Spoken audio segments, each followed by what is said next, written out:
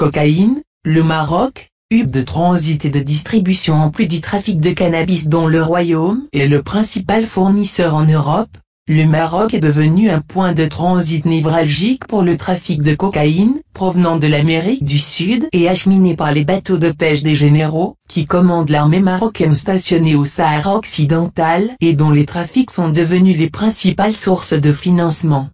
En dépit des nombreux rapports qui épinglent le Maroc sur la question du trafic de drogue, il est improbable que Rabat fasse un effort en vue de combattre ces trafics illégaux en raison de la conjoncture économique très difficile traversée par le pays.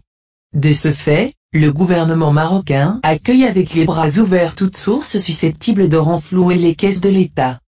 Pendant presque 40 ans, le Maroc a boudé l'Afrique estimant que ses relations économiques privilégiées avec l'Europe, grâce au soutien de la France, suffirait aux besoins de développement du pays.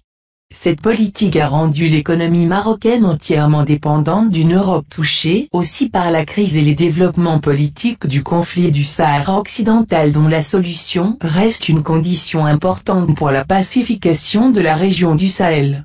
Cette dernière, considérée comme l'arrière-cour de l'Élysée, est déstabilisée depuis plusieurs années par la nébuleuse terroriste, qui a adopté le trafic du cannabis marocain et la cocaïne colombienne comme principale source de financement de leurs opérations. Il se charge de l'acheminement de la marchandise jusqu'à son arrivée à bon port.